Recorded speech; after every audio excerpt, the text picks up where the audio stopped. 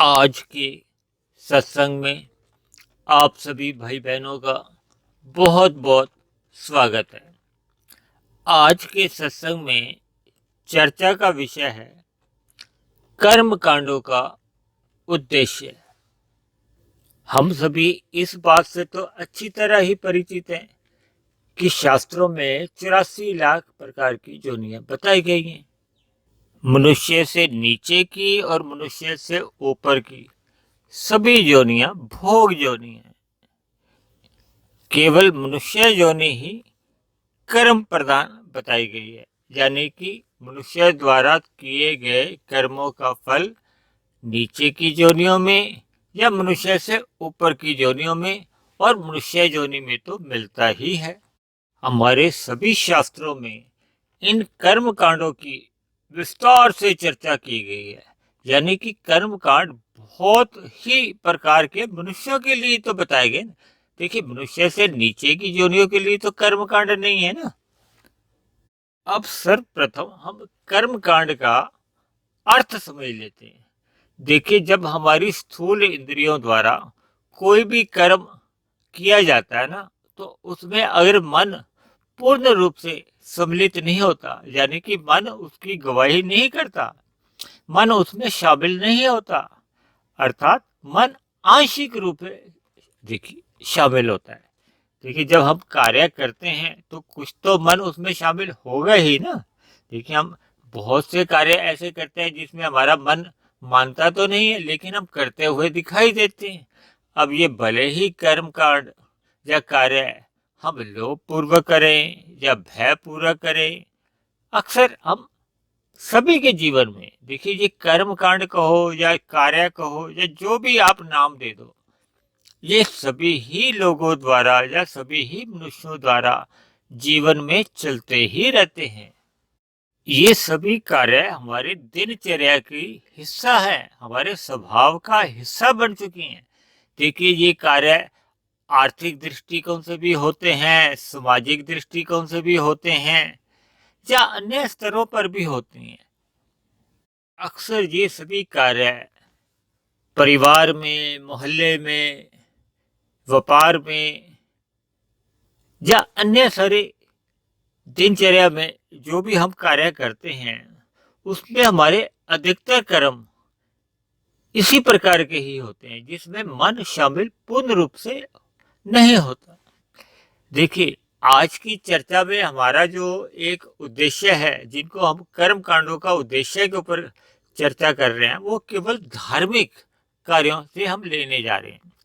देखिए, परमात्मा के प्रति हम जितने भी कार्य करते हैं, जो भी कर्म करते हैं, जब तक हमारा मन उसमें पूर्ण रूप से शामिल नहीं होता, ऐसे सभी कार्य कर्म कांड ही मान लिए जाते हैं। देखिए, क्योंकि जब शास्त्रों में कर्म कांडों का एक विस्तार से चर्चा है, तो कर्म कांडों की कोई निंदा तो नहीं है। देखिए, आरंभ में जैसे एक बच्चे को नर्सरी क्लास में भेजा जाता है शिक्षा ग्रहण के लिए, लेकिन नर्सरी क्लास में वो हमेशा तो नहीं रहता। नर्सरी के बाद पहली क्लास, दूसरी क्लास, ऐसे करते करते उसके जीवन में एक शिक्षा के स्तर पर उन्नति होती है। एकदम से तो बच्चा बीए की क्लास में नहीं जाता। अर्थात इसी प्रकार हमारे ऋषि मुनियों ने शास्त्रों में इन कर्म कांडों को बहुत ही विस्तार से कहा गया है, ताकि देखिए, मनुष्य तो रजोगुनी है। अब रजोगुनी को पहले तो सतोगुनी बनाना जरूरी है। देखिए, हमारे 3 शरीर हैं, स्थूल शरीर, सूक्ष्म शरीर और कारण शरीर। अक्सर जब हमारा स्थूल शरीर कार्य करता हुआ दिखाई देता है, लेकिन उसमें जब सूक्ष्म शरीर शामिल नहीं होता, तो ऐसे शुभ कार्य होते हुए भी वो हमारे मन में संस्कार नहीं बन पाते या आंशिक रूप से संस्कार बन पाते हैं।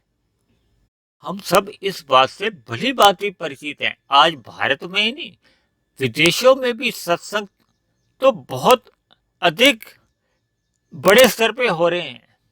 भारत में तो अक्सर ऐसे सत्संग होते हुए दिखाई देते हैं और हजारों में लोग सुनने वाले भी आते हैं और उनका टीवी के चर्चित चैनलों पर सीधा प्रसारण भी किया जाता है। मेरा कहने का मतलब यह है कि इस सत्संग का बहुत विस्तार से जब बहुत बड़े पैमाने पर होता हुआ दिखाई देता है। देखिए, लाखों लोग सुनते हैं, चाहे प्रत्यक्ष रूप से सुनते हैं या अप्रत्यक्ष रूप से सुनते हैं, सत्संग तो सुनते हैं ना। देखिए, सत्संग का क्या अर्थ है? परम पिता परमेश्वर से बड़ा तो सत्य कुछ नहीं है ना। यानी दूसरे शब्दों में जब हम सत्य का संग करते हैं तो वही एक सत्संग है। देखिए, सत्संग में परमात्मा की चर्चा होती है, परमात्मा के गुणों का बखान होता है।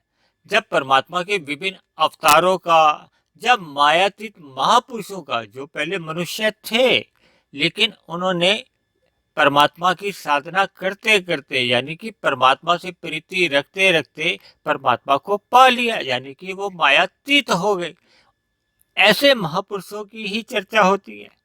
या दूसरे शब्दों में हम ऐसा भी कह सकते हैं कि व्यासपीठ पर बैठे हुए वक्ता द्वारा ये सभी बातें बताने का एक ही उद्देश्य होता है कि साधारण मनुष्य अपने जीवन में इन महापुरुषों द्वारा प्रेरणा ले, शिक्षा ले, ताकि हमें परमात्मा के प्रति हमारी भी प्रीति हो, ताकि हमारा जीवन में आध्यात्मिक उन्नति हो। क्योंकि मनुष्य जोनी तो परमात्मा को पाने के लिए ही मिली है। जबकि व्यवहार में विदेशों में ही नहीं, भारत में भी, जो कि आध्यात्मिक देश भी माना जाता है, लेकिन लोगों का व्यवहार तो वैसे का वैसे ही है। यानी कि व्यवहार में तो सत्वगुण के लक्षण नहीं दिखाई देते। दूसरे शब्दों में आप यूं भी समझ सकते हो कि हमारे अंदर वो सत्संग के संस्कार नहीं बन पाते। जब संस्कार नहीं बन पाते तो वैसे हमारे विचार नहीं बनते। जब विचार नहीं बनते तो फिर हमारे जो गतिविधियां कहो या कर्म कहो, वो व्यवहार में दिखाई नहीं देती। देखिए, हम ये बात को स्वीकार कर सकते हैं कि हमारा किया गया सत्संग बेमन से हुआ था, यानी कि उसमें मन पूर्ण रूप से शामिल नहीं था। अगर मन पूर्ण रूप से शामिल होता तो फिर हमारा व्यवहार बदलना चाहिए ना। इसलिए जब किसी कार्य में, शुभ कार्य में हमारा मन पूर्ण रूप से शामिल नहीं होता तो ऐसे सभी कार्य फिर कर्म कांड बन जाते हैं। हालांकि इन कर्म कांडों का भी आंशिक संस्कार तो बनते हैं। फिर निरंतर सत्संग करते रहने से यही संस्कार स्थायी रूप से बनने शुरू होते हैं। यानी कि ये जो हल्के संस्कार हैं ये सहायक होते हैं स्थायी संस्कार बनाने के लिए।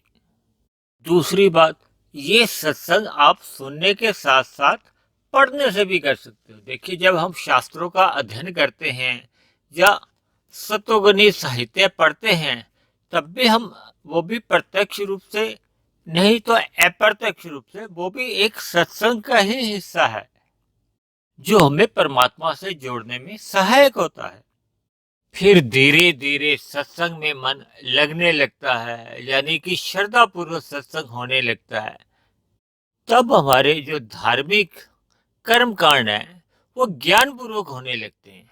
उनमें लोभ और भय समाप्त हो जाता है। यानी कि उन कर्म कांडों का एक उद्देश्य होता है।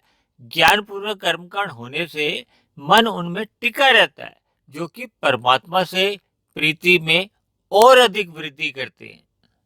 यानी कि हमारे अंदर सत्वगुण बढ़ने लगता है। जैसे जैसे सत्वगुण बढ़ने लगता है तो फिर हमारे रजोगुण में भी, देखिए, भोगों के आकर्षणों में भी फिर कमी आनी शुरू हो जाती है, जिसके फलस्वरूप फिर हमारे जो कर्म हैं सकाम पूर्वक कम होने लगते हैं, निष्काम भाव से कर्म होने लगते हैं। हम अपने कर्तव्य कर्मों को अधिक कुशलता पूर्वक करने लगते हैं। हमारे शास्त्रों में वास्तव में जिन कर्म कांडों की विस्तार से चर्चा की गई है उनका उद्देश्य ज्ञान पूर्वक कर्म कांडों से है। यानी कि श्रद्धा पूर्वक कर्म कांड करने चाहिए ताकि परमात्मा से हमारी प्रीति बढ़ती जाए और हमारी आध्यात्मिक यात्रा उन्नति करने लगे। देखिए, आध्यात्मिक उन्नति क्या है? जितना जितना हमारा सत्वगुण बढ़ता जाता है तो फिर हमारा रजोगुण छूटना आरंभ हो जाता है। देखिए, रजोगुण छूटने का सबसे बड़ा लाभ क्या है कि हम तमोगुण के दुष्प्रभाव से बच जाते हैं।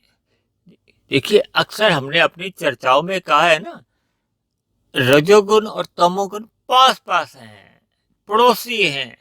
इसीलिए तो रजोगुण मर्यादा में, देखिए, क्योंकि हमारा स्थूल शरीर है, स्थूल शरीर भी तो एक परमात्मा को पाने का एक साधन है ना। जब तक हमारा स्थूल शरीर तंदुरुस्त है, यानी हमारा स्वास्थ्य सही रहने पर ही, यानी हम स्थूल शरीर से स्वस्थ रहेंगे, तभी हम अपनी साधना को गति दे सकते हैं। देखिए, रजोगुण अपने आप में एक दोषपूर्ण नहीं है, लेकिन जब हम भोगों में गहरे तल पर चले जाते हैं, जब हम मर्यादा से अधिक भोग भोगने लगते हैं, तो हमारे अंदर प्रमाद आने से हम तमोगुनी बनने की संभावना हमारी बढ़ जाती है।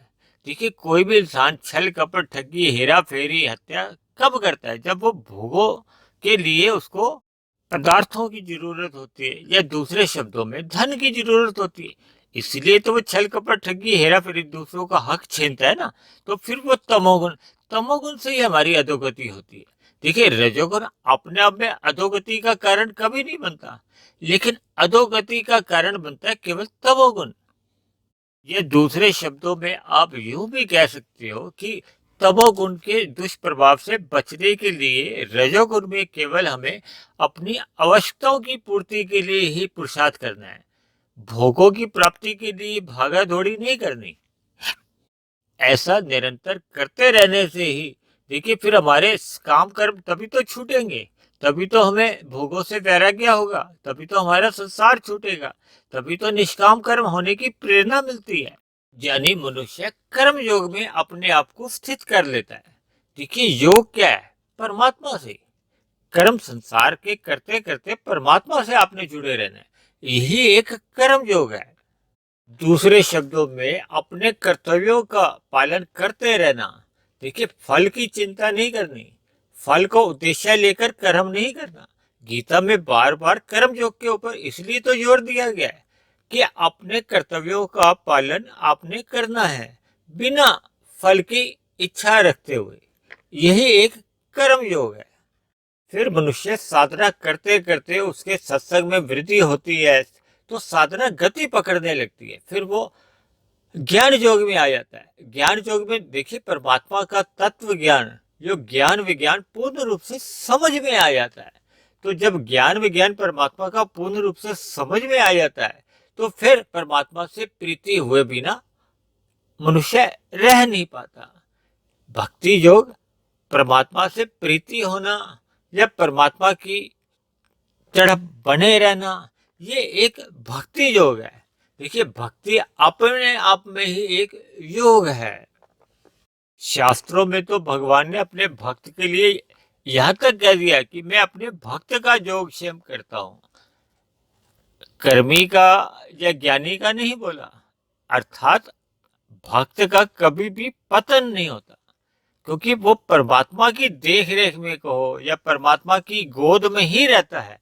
देखिए, मनुष्य के पतन का प्रत्यक्ष कारण तो तमोगुण होता है, और अप्रत्यक्ष कारण आप रजोगुण भी मान सकते हो।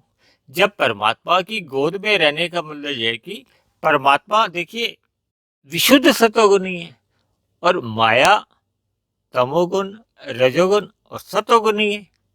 हालांकि सतोगुणी माया मनुष्य का पतन का कारण कभी नहीं बनती, लेकिन शुद्ध सतोगुण कहो या भगवान कहो, उनके देख रेख में रहने वाले भक्त का तो पतन हो ही नहीं सकता।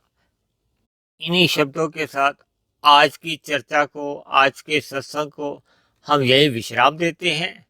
तो आज की चर्चा से हमारा निष्कर्ष यह निकलता है कि हमें अपने जीवन में कर्म कांडों को ज्ञान पूर्वक करते रहना चाहिए, ताकि हमारा मनुष्य योनि का जीवन सफल हो। अर्थात हम रजोगुण से सतोगुण की ओर और फिर विशुद्ध सतोगुण की ओर हमारी यात्रा अग्रसर होते रहे।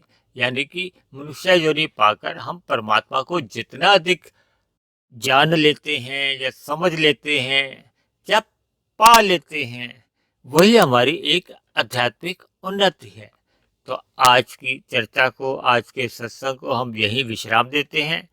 आप किसी भाई बहन का कोई प्रश्न हो, कोई बात समझ में नहीं आई हो, तो आप दिए गए टेलीफोन नंबर्स पर अपनी बात रख सकते हैं।